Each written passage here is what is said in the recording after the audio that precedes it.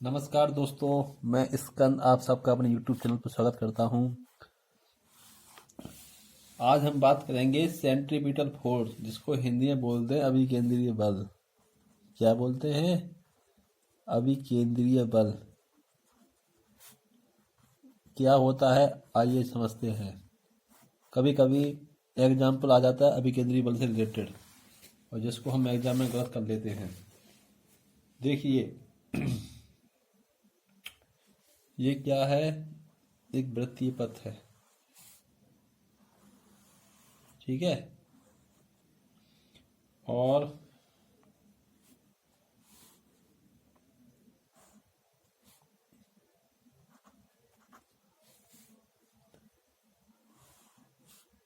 ये मान लो मूव कर रहा है ऐसे, ठीक है। ये इसका सेंट्रल है।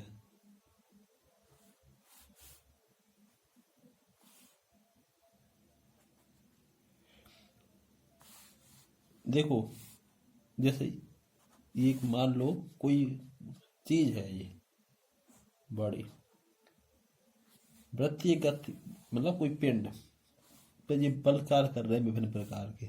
एक ये कार्य कर रहा है, एक ये कार्य कर रहा है, एक ये कार्य कर रहा है। तो हम कह सकते हैं वृत्तीय पथ पर गतिशील, ये मूवमेंट में है। पिंड पर कार्यरत विभिन्न बलों में से एक बल की दिशा सदैव केंद्र की ओर होती है। मतलब ये सब बल बल है जो इस पर लग रहे हैं। तो जब बल लगेंगे तो ये मूवमेंट करेगा। तो इन्हीं बलों में से किसी एक बल की दिशा केंद्र की ओर होगी, जिसे हम अभिकेंद्रीय बल कहते हैं। केंद्र की ओर कैसे? जैसे ये लग गया तो यहाँ पे, ठीक है, एक बल यहाँ पे, मतलब केंद्र की ओर, केंद्र की ओर बल की दिशा होगी।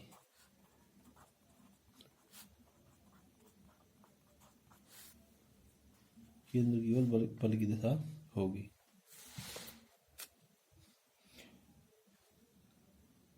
और समझ गए हो, केंद्र की ओर बल की दिशा होगी। तो हम कह सकते हैं जब वृत्तीय पथ पर जब कोई चीज गतिशील रहती है, तो पिंड पर, ये बॉडी है, पिंड पर जो कार्य कर रहे हैं बल, विभिन्न बलों में से एक बल की दिशा सदैव केंद्र की ओर होती है, जिसे अभिकेंद्रीय बल कहते हैं। अभिकेंद्रीय बल V² अपन R होता है। ये जो फॉर्मूला होता है, हमारे एग्जाम में फॉर्मूला नहीं आता है, बस फैक्ट आते हैं। तो अब इसके एग्जाम्पल हैं जो बहुत इंपॉर्टेंट हैं। एग्जाम्पल नंबर 1 सुनिए। जो ग्रही पिंड होते हैं, जो परिक्रमा करते हैं, जो हमारे सैटेलाइट होते हैं, सैटेलाइट के परिक्रमण की गति, जो परिक्रमा करते हैं, परिक्रमण की गति वो अभिकेंद्रीय बल के प्रभाव के कारण होती है।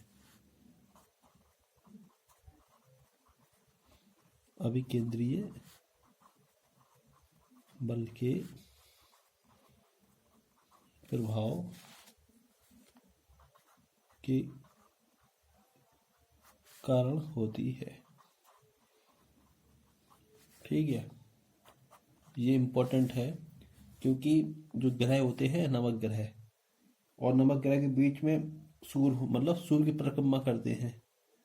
तो देखो, एक ये कर रहा, एक ये कर रहा, एक ये कर रहा, एक ये कर रहा, एक ये कर रहा, ऐसे ऐसे मतलब परिक्रमा होती रहती है। तो ये हमारे अभिकेंद्रीय बल के एग्जाम्पल है। दूसरा एग्जाम्पल है जो बहुत मोस्ट इम्पोर्टेंट है, इसको हम समझते हैं।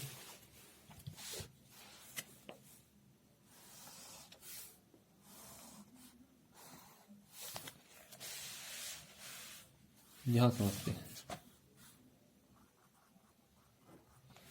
एग्जाम्पल नंबर 2 क्या है? मान लो ये डोरी है, ठीक है।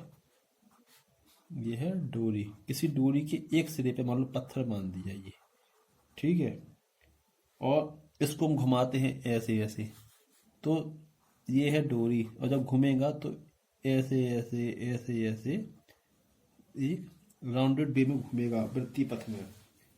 तो जब घूमेगा तो तनाव पैदा उत्पन्न होगा डोरी के ऊपर,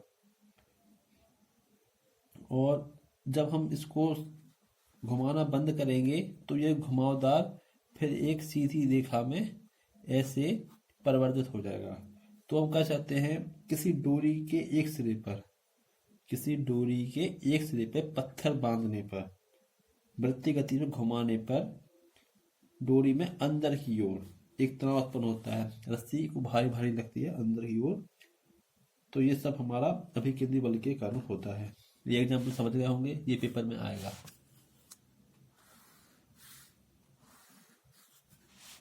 एग्जाम्पल नंबर 3। एग्जाम्पल क्या है, जब कार है ये, ठीक है, और बस कुछ भी मान लो, तो ऐसा जब मोड़ मिलता है वृत्तीय पथ पे तो एक गाड़ी ऐसे मुड़ जाती है। तो जो अभिकेंद्री बल प्राप्त होता है ना, जो टायर और सड़क के उत्पन्न घर्षण से बल से प्राप्त होता है, जब कोई मोड़ आता है तो हमारी जो कार और बस होती है ना, वो मुड़ने का प्रयास मुड़ती है। तो जो हमको आवश्यक अभिकेंद्री बल प्राप्त होता है ना, वो टायर और सड़क के उत्पन्न सतह से जो उत्पन्न होता है ना घर्षण, उससे प्राप्त होता है। तो ये 3 एग्जाम्पल है। तो हम याद रखेंगे अभिकेंद्री बल में बल केंद्र की ओर बल की दिशा होगी, ठीक है, ये बहुत इंपॉर्टेंट लाइन है, ठीक है, केंद्र की ओर दिशा होगी अभिकेंद्रीय बल में। अब पढ़ेंगे अपकेंद्रीय बल। क्या पढ़ेंगे? अपकेंद्रीय बल।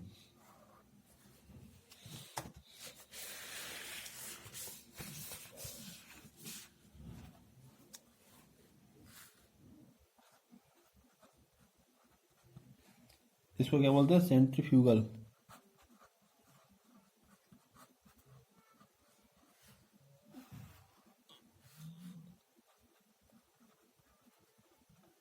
अपकेंद्रीय बल, इसमें क्या है, मान लो ये कोई पिंड है, ठीक है, इस पे एक बल ये कार्य कर रहा, इस पे ये मतलब ऐसे घूम रहा, इस पे ऐसे घूम रहा, इसको ए, इसको बी, इसको सी, और ये इसका सेंटर है।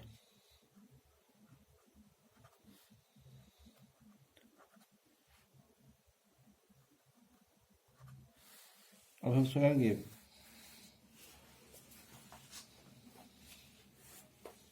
अब इसमें है, देखो अब परिभाषा यहीं से बनाते हैं डेफिनेशन। ये कोई पिंड है जो वृत्तीय पथ में गति कर रहा है, उस पर विभिन्न बल कार्य कर रहे हैं, उसी बल में से एक बल की दिशा केंद्र के बाहर, देखो ये है बाहर, आउटसाइड, बाहर की ओर कार्यरत होता है। तो इस प्रकार एक आभासी बल होता है, मतलब एक आभासी बल हमको प्राप्त होता है, जिसे ही हम अपकेंद्रीय बल कहते हैं। इसमें फोर्स की डायरेक्शन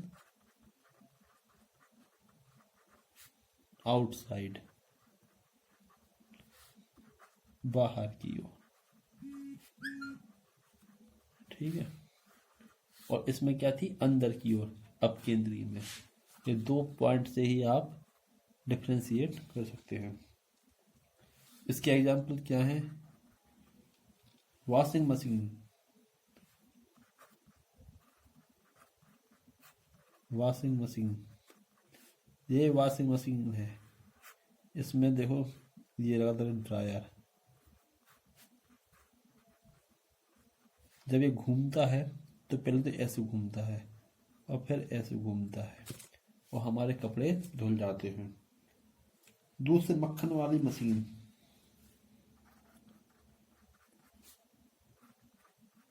दूध से मक्खन बनाने वाली मशीन।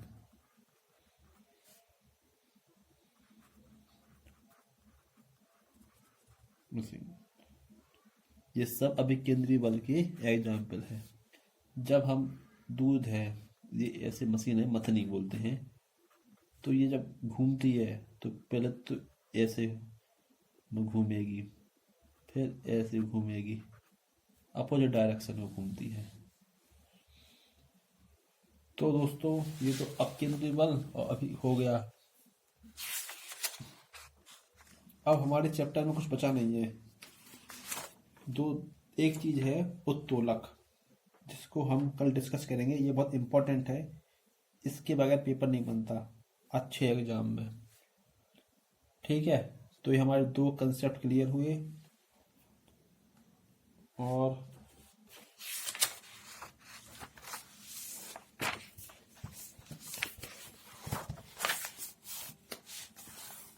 एक चीज होती है टॉर्क।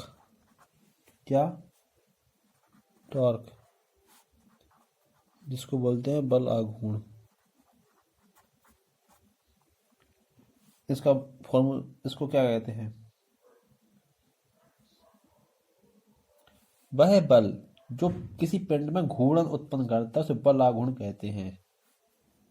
मान लो कोई पिंड है, घूर्णन यानी रोटेशन, मान लो इस पर कोई बल लग गया, इस पर बल लग गया, तो ये घूम रहा है, देखो रोटेशन हो रहा है, तो उसको हम बल आघूर्ण कहते हैं। बल आघूर्ण जिस बिंदु, मान लो इस बिंदु पर कार्य करता है उसको एक्सिस बोलेंगे। ठीक है, इसको टॉ से रिप्रेजेंटेड करते हैं। इसका मात्रक होता है क्या? यूनिट इसकी क्या होती है? Newton metre. क्या? न्यूटन मीटर, याद रख लेगा। इसके एग्जाम्पल देखो, हमारे सिलेबस में एग्जाम्पल आते हैं। देखो, पेंचकस द्वारा पेंच लगाना, ये भी एग्जाम्पल है। दरवाजे के हत्थे कब्जे से दूर करना, क्या? यह है दरवाजे के हत्थे कब्जे से दूर करना, ये एग्जाम्पल है। तीसरा क्या है? गन्ना पेरने की मशीन, गन्ना काटने की मशीन, ये भी एग्जाम्पल है। और मशीन में बैलों को केंद्र से दूर बांध कर घुमाना, ये भी एग्जाम्पल है। इसका यूनिट रखो न्यूटन मीटर, इसको टॉ से रिप्रेजेंट करते हैं। ठीक है दोस्तों, ये तो छोटा चीज थी, इसका मात्रक और ये एग्जाम्पल रख लो, बस यही आएगा, नहीं तो ज़्यादा कुछ नहीं आता इसमें। जो हमारे इम्पोर्टेंट थे न्यूटन, वो इम्पोर्टेंट है पेपर में, और तो मैंने आपको अच्छे से बता दिया। तो दोस्तों कैसा लगा आज का video? Please like share comment करें, सब्सक्राइब करना ना भूलें। कल हम पढ़ते हैं उत्तोलक के बारे में। ठीक है दोस्तों, गुड नाइट।